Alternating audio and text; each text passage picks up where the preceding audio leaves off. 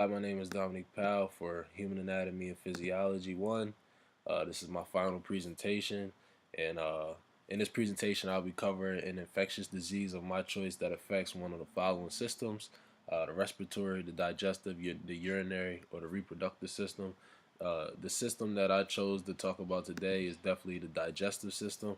The digestive system is very important and it plays a pivotal role because for us to sustain life, we have to eat foods and we have to digest foods and we have to digest things that go into our body.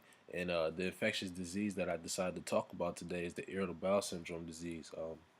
So the definition of irritable bowel syndrome is a common disorder that affects the large intestine, which is the colon. Irritable bowel syndrome has many symptoms, and there is no true cause of irritable bowel syndrome. So usually, the the large intestine, um, the walls of the intestines are lined with layers of muscle that contract and relax in a coordinated rhythm as they move food through your stomach. If you have irritable bowel syndromes, those contractions may last longer and they may be stronger. So uh, imagine your food is broken down a normal way, and then now uh, it's taking a longer time. So that can cause a lot of symptoms and a lot of discomfort. And some of the discomfort is gas, diarrhea, bloating, uh, constant going back and forth to the bathroom.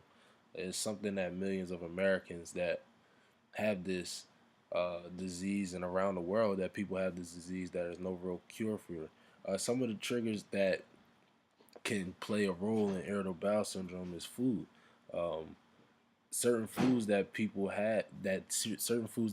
eat can uh, can cause this to be brought out more. So things like chocolate, things like spices, things like fats, fruits, beans, cabbage, cauliflower, broccoli, milk, fast foods like chicken, fried chicken,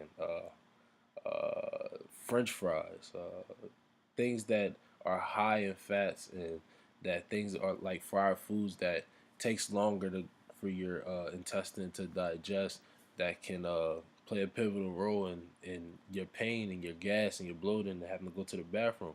Um, there is no true cause for irritable bowel syndrome, like I said before, but one of the causes that I think that has been linked in research is stress. People that go through stressful things can affect your nerves, and irritable bowel syndrome is something that definitely can affect your nerves.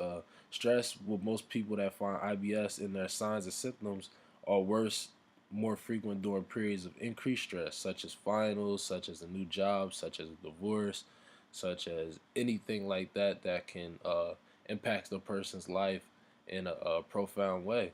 Hormones, a lot of people have hormonal issues. A lot of people have a problem with a balance in their hormones. That can also play a factor in irritable bowel syndrome.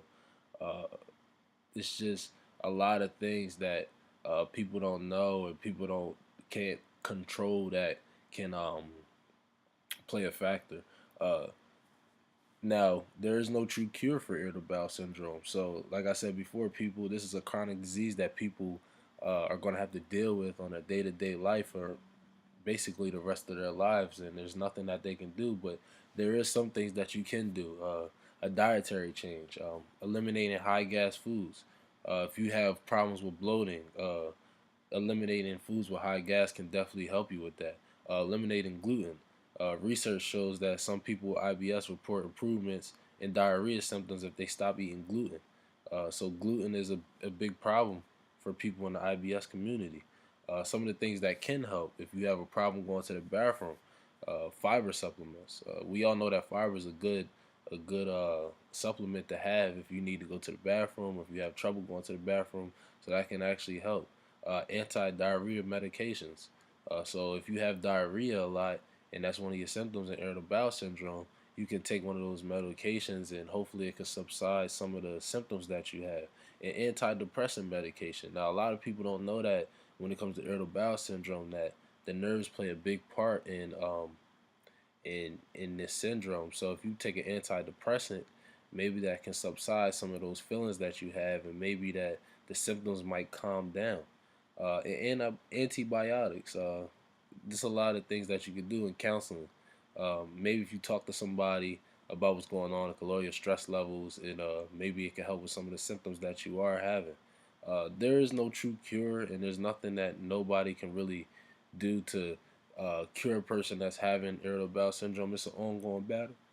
Excuse me, and there is some things that people are still researching and looking for to combat this infectious disease. Um, Everybody knows that the digestive system is very important in everything that we do, and to maintain our bodies and to keep us alive. So imagine having a disease that doesn't allow you to do that, that doesn't allow you to um, basically carry out your day-to-day functions on a day-to-day basis. It can be very, very frustrating, and that can cause it to be worse because now your nerves are high because you're worried about, hey, I might have to go to the bathroom, or hey, I got gas while I'm at work, or hey, I'm bloating.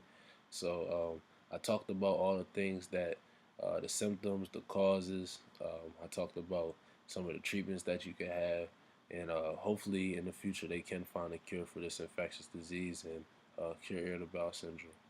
Thank you for your time, and have a good one.